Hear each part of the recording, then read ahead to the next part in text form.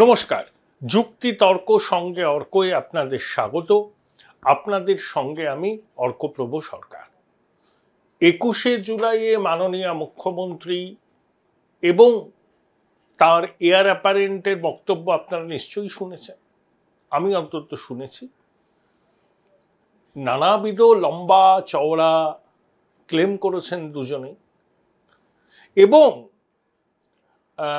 মুখ্যমন্ত্রী এবং অভিষেক দুজনেই বলেছেন এই যে বিপুল জয়, এই জয় মানুষের জয়, চোখে চোখ রেখে তারা লড়াইটা দিয়েছিলেন বলে এই সাফল্য এসছে। 2-3টে আসন অল্প ভোটে হেরে গেছেন, উপনির্বাচনে বিপুল জয় পেয়েছেন এবং তার জন্য তিনি কৃতজ্ঞ। খুব ভালো কথা। উপনির্বাচনে যে 4টি আসনে তৃণমূল জয় পেয়েছে, সেই 4টি বিধানসভা আসনেই লোকসভা ভোটের নিরিখে তারা অনেক ভোটে পিছিয়ে ছিল। বিরোধীরা লাগাতার অভিযোগ করেছেন যে ভোটের নামে প্রহসন হয়েছে, ভোট লুট হয়েছে। বিরোধী দলনেতা শুভেন্দু অধিকারী এলওপি পোর্টাল চালু করেছেন, যেখানে যারা ভোট দিতে পারেননি তারা তাদের বক্তব্য জানাতে পারবেন। তিনি দেশের নির্বাচন কমিশন, রাষ্ট্রপতি সবার দ্বারস্থ হবেন। বিরোধীদের এই অভিযোগ শাসক বলছে হেরে গিয়ে অক্ষমের আর্তনাদ করছে বিজেপি, নাচতে না জানলে উঠোন বাঁকা। এই প্রেক্ষিতে 21শে জুলাই আনন্দবাজার পত্রিকায় একটি প্রতিবেদন বেরিয়েছে, ফাঁকা বুথে ভূতের দাপট উপনির্বাচনে। এই হচ্ছে সেই লেখাটি, ফাঁকা বুথে ভূতের দাপট উপনির্বাচনে। আমি 2-1 লাইন পড়ে শোনাই সেই প্রতিবেদনে। সন্দীপন চক্রবর্তী লিখেছেন, বাইলাইন কপি। জ্ঞানদা সুন্দরী প্রাথমিক বিদ্যালয় নির্বাচন কমিশনের খাতায় বুথ নাম্বার 127। এই ভোট কেন্দ্রে সিপিএম এর প্রার্থী অরিন্দম বিশ্বাসের প্রাপ্তি 8 এবং বিজেপির মনোজ কুমার বিশ্বাসের 52 ভোট, আর তৃণমূল কংগ্রেসের মুকুটমণি অধিকারীর বাক্সে 971 ভোট। শতাংশের হিসাবে দেখলে প্রদত্ত ভোটের 93.64 শাসক দলের। কুঞ্জবিহারী দাস প্রাথমিক বিদ্যালয়ের রুম নাম্বার 2, সেখানেও সিপিএম এবং বিজেপি প্রার্থীর প্রাপ্ত ভোট যথাক্রমে 11 ও 64। তৃণমূল প্রার্থীর ভোট 509। এই বুথে যত ভোট পড়েছে তার প্রায় 86% শাসক দলের প্রতীকে। এতে হলো রানাঘাট দক্ষিণ বিধানসভা কেন্দ্রে 2টো বুথের নমুনা। এবার আসুন মানিকতলা কেন্দ্রে। মানিকতলা বিধানসভা কেন্দ্রে 268 নম্বর বুথে সিপিএম প্রার্থী রাজীব মজুমদার কোনো ভোটই পাননি। বাহ, চমৎকার। তবে বিরোধীদের নামের পাশে এই ধরনের 0, 1, 2 বা 5 ভোটে এবার নতুন নয়, বরং বিরোধীরা পরের পর বুথে একই ছকে 40, 50 বা 70 ভোট পেয়েছেন। শাসক দলের প্রার্থী পেয়েছেন সেখানে 300, 400 বা 500 ভোট। এরকম আরো কয়েকটা দিচ্ছেন প্রতিবেদক। যেমন রানাঘাট দক্ষিণ কেন্দ্রে অন্তত 14টা ভোট কেন্দ্র আছে যেখানে তৃণমূলের প্রাপ্ত ভোট 80%-এর উপরে। মানিকতলা বিধানসভা কেন্দ্রে গত জুনের লোকসভা নির্বাচনে তৃণমূল এগিয়েছিল 3500 ভোটে, তার মধ্যে 16 ও 31 নম্বর ওয়ার্ডে এগিয়েছিল বিজেপি। জুলাইয়ের উপনির্বাচনে 16 নম্বর ওয়ার্ড থেকেই তৃণমূলের লিড 3570, আর 31 নম্বর ওয়ার্ডে তৃণমূলের লিড 7147। ওই কেন্দ্রেরই 14 এবং 32 নম্বর ওয়ার্ডে শাসক দলের প্রার্থী এগিয়ে আছেন 12700 ও 12970 ভোটে। ছবিটা দিলাম, আনন্দবাজারে বেরিয়েছে। আপনারা বুঝতেই পারছেন এই নতুন করে আর ব্যাখ্যা, বিশ্লেষণ, টিকা টিপ্পণীর কোনো দরকার নেই। মানুষ কিরকম ভাবে গণতান্ত্রিক অধিকার প্রয়োগ করতে পেরেছেন এ তো তথ্য তুলে ধরেছেন সন্দীপন বাবু। প্রতিবেদকের এই প্রতিবেদন থেকেই তা দিনের আলোর মতো স্পষ্ট। সেই প্রেক্ষিতে দাঁড়িয়ে মুখ্যমন্ত্রী অভিষেক বন্দ্যোপাধ্যায় তৃণমূলের অন্যান্য নেতাদের যে কি বলবো আর কি, সদম্ভ ঘোষণা, তারা বিপুল ভোটে জয়লাভ করেছেন, মানুষ আশীর্বাদ করেছেন। আচ্ছা, মমতা বন্দ্যোপাধ্যায় যখন বিরোধী নেত্রী ছিলেন তখন যদি এই রকম ভোটের ছবি পাওয়া যেত কোথাও, বিরোধীরা যখন তিনি যদি বিরোধী নেত্রী থাকাকালীন বাম জমানায় যদি কোনো বুথে তৃণমূল 0, 5, 10, সিপিএম 500, 600, 1000 ভোট পেত, তিনি কি বলতেন? ভোট লুট হয়েছে, ভোটের নামে প্রহসন হয়েছে। এখন তৃণমূল শাসক, এখন বিরোধীরা সিপিএম বিজেপির প্রাপ্ত ভোট অনেক বুথে 0 থেকে 50-এর মধ্যে। কি বলবেন মুখ্যমন্ত্রী? তিনি আয়নার সামনে দাঁড়িয়ে একবার দেখুন না, মানুষ কি সত্যি গণতান্ত্রিক অধিকার প্রয়োগ করতে পেরেছে? যদি পারত তাহলে কি এই ধরনের পরিসংখ্যান সামনে আসতো? দেখুন, অন্যান্য রাজ্যে উপনির্বাচন হয়েছে, কোথাও কংগ্রেস হেরেছে, কোথাও কংগ্রেস জিতেছে, কোথাও বিজেপি হেরেছে, বিজেপি জিতেছে। কেউ বলেনি যে ভোট লুট হয়েছে, বৈধ ভোটাররা ভোট দিতে পারেন। এই যে অখিলেশকে নিয়ে আপনি পাশে বসিয়ে তার প্রশস্তি করলেন, অখিলেশ তো বিধানসভা নির্বাচনে হেরেছিলেন 2022-এ।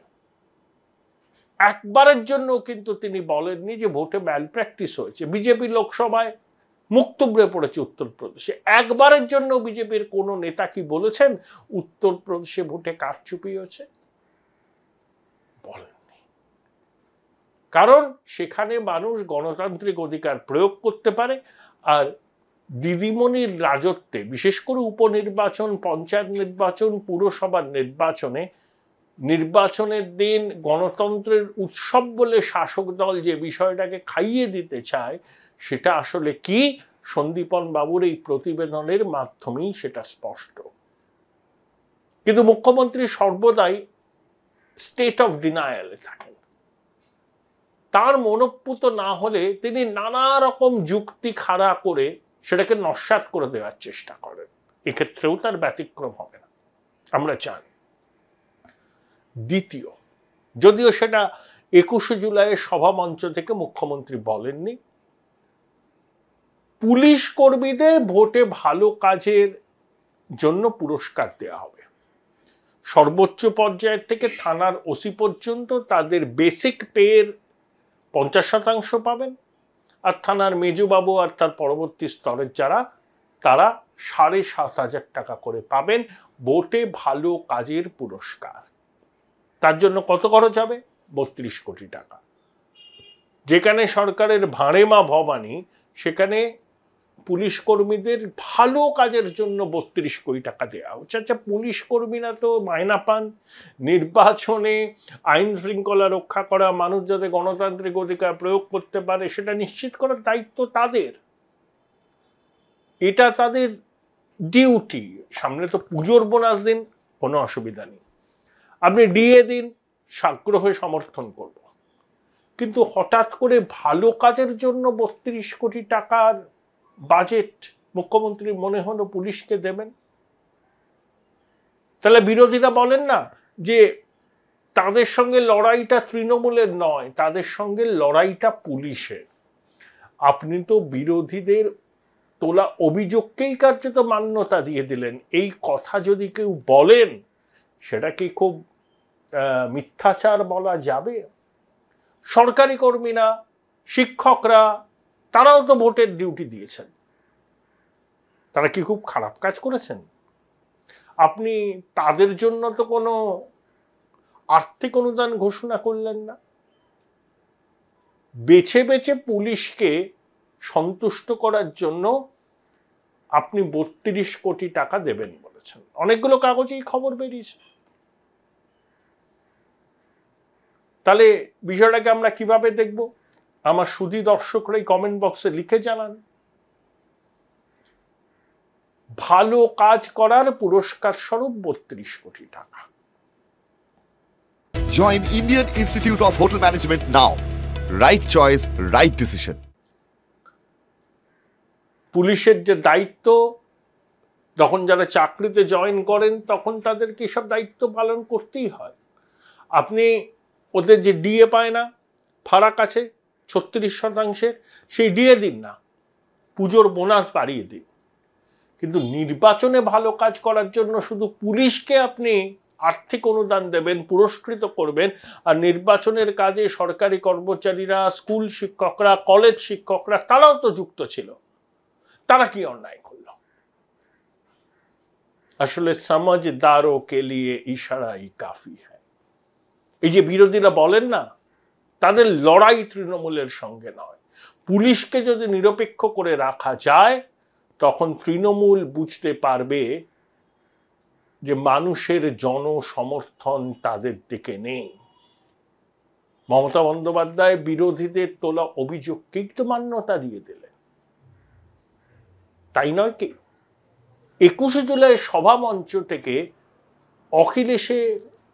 অখিলেশকে পাশে বসিয়ে মুখ্যমন্ত্রী আর একটা কথা বলেছেন, যে টাকা দিয়ে নাকি বিজেপি মন্ত্রিত্ব দেয়নি। তিনি ইঙ্গিত করেছেন টিডিপি এবং জেডিইউ এর দিকে।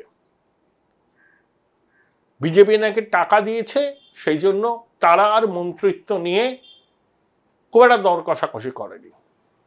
একটা জিনিস অনেকে ভুলে যাচ্ছেন, এবার বিজেপি 2019-এর থেকে 63টা আসন কম পেয়েছে, ঠিক 240-এ তারা থেমে গেছে। ম্যাজিক ফিগারের থেকে বিজেপি 32টা কম। কিন্তু ইন্ডিয়া জোটের সব সাথীরাও বিজেপি যে আসন পেয়েছে সেই আসন পায়নি। কংগ্রেস 2014, 2019, 2024-এ সম্মিলিতভাবে যে আসন পেয়েছে সেটাও বিজেপি এবারে যে আসন পেয়েছে তার থেকে কম। একটা ধারণা তৈরি করার চেষ্টা হচ্ছে যে ইন্ডিয়া জোট যারা নির্বাচনে হেরেছে, কংগ্রেস 3টে নির্বাচনে পরপর হেরেছে, ধারণা করা হচ্ছে যে তারাই জিতেছে, আর যে বিজেপি সরকার গড়েছে তৃতীয়বারের জন্য টানা, তারা নাকি হেরেছে।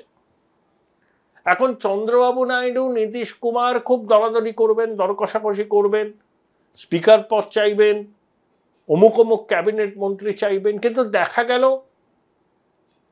অর্থ, বিদেশ, প্রতিরক্ষা, স্বরাষ্ট্র বিজেপি নিজের হাতেই রেখেছে। ক্যাবিনেট কমিটি অন সিকিউরিটিতে ওই চার মন্ত্রী আছেন, তবে ক্যাবিনেট কমিটি অন পলিটিক্যাল অ্যাফেয়ার্সে কুমারস্বামী স্থান পেয়েছেন, টিডিপির লোকজনও স্থান পেয়েছেন, জেডিইউ এর লোকও স্থান পেয়েছেন। এখন চন্দ্রবাবু নাইডু অন্ধ্রপ্রদেশের নতুন রাজধানী অমরাবতীকে ঢেলে সাজাবেন, সেচ প্রকল্পের পুনর্গঠন করবেন, তার জন্য তিনি ফিনান্সিয়াল অ্যাসিস্ট্যান্ট বা প্যাকেজের দাবি করেছেন। প্রধানমন্ত্রী, স্বরাষ্ট্রমন্ত্রী, অর্থমন্ত্রীর সঙ্গে তিনি বৈঠক করেছেন। কেন্দ্রীয় সরকার 60,000 কোটি টাকা দেবে বলেছে। নীতিশ কুমারের দল বিহারের জন্য বিশেষ মর্যাদার দাবি করেছে। এটা এনডিএর অভ্যন্তরীণ বিষয়। এনডিএ শরিকরা বিজেপির সঙ্গে আলোচনা করে তারা তো সম্মত হয়েছেন, তাদের জন্য মন্ত্রিসভায় যে মন্ত্রকগুলো বরাদ্দ করা হয়েছে। চন্দ্রবাবু নাইডুর দিল্লিতে ক্যাবিনেটে তার কোন মন্ত্রী কতটা গুরুত্ব পেলেন তার থেকে বড় কথা তিনি অন্ধ্রপ্রদেশের জন্য কতটা কেন্দ্রীয় সরকার থেকে আদায় করতে পারলেন। নীতিশ কুমার পরের বছরের শেষে ভোটে যাবেন, তারও বিহারের জন্য আর্থিক প্যাকেজের দরকার। মমতা বন্দ্যোপাধ্যায় বলে দিলেন টাকা দিয়ে মন্ত্রিত্ব দেয়নি। আপনার অত মাথা ব্যথা কেন? আপনি তো এনডিএ শরিক নন।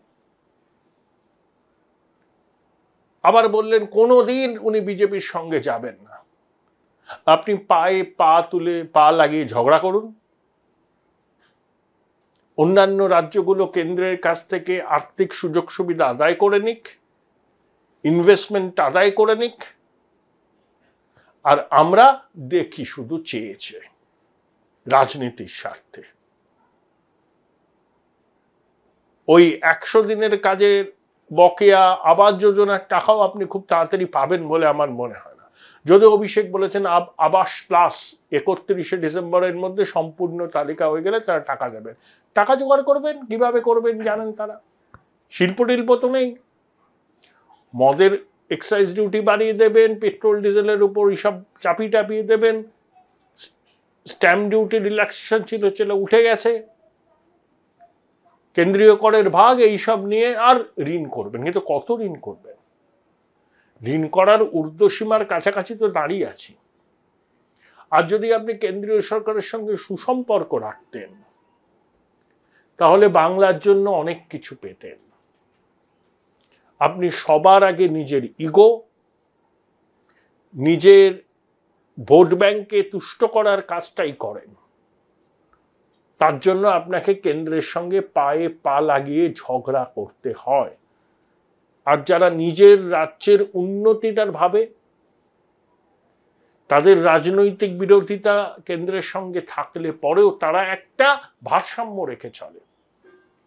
চন্দ্রবাবু নাইডু কি অন্যায় করেছেন? তিনি 60,000 কোটি টাকা আদায় করছেন কেন্দ্রীয় সরকারের কাছে, এটাই তো তার ডিমান্ড ছিল। নীতিশ কুমারও করবেন এবং কেন্দ্র দেবে। আপনি এই সুযোগটা হারালেন শুধুমাত্র ভোট ব্যাংক রাজনীতি করার জন্য। সংখ্যালঘু বিজেপি কেন্দ্রে, আপনি যদি অন্তত পরোক্ষ সমর্থনের কথাও বলতেন যে বাইরে থেকে ইস্যু ভিত্তিক সমর্থন করব, আমরা চাই যে দেশে একটা সরকার 5 বছর চলুক, বিজেপি সব থেকে বড় দল, তারা সরকার চালাবে, কিন্তু তাদের সংখ্যাগরিষ্ঠতা নেই, আমরা বাইরে থেকে ইস্যু বেসড সাপোর্ট করব। আপনি অনেক কিছু আদায় করতে পারতেন কেন্দ্রের কাছ থেকে, কিন্তু আপনি করলেন না। এবং যারা করছে তাদেরকে আপনি কটাক্ষ করছেন, বলছেন টাকার কাছে বিকিয়ে গেছে। বঙ্গবাসী দেখুন, শুধু রাজনীতি করার স্বার্থে, ভোট ব্যাংকে তুষ্ট করার স্বার্থে কেন্দ্রীয় সরকারের সঙ্গে সব কটা বিষয়ে পায়ে পা লাগিয়ে ঝগড়া করছেন আমাদের রাজ্যের সরকার এবং শাসক দলের নেতা নেত্রীরা। এর থেকে কি আমাদের কোনো পরিত্রাণ নেই?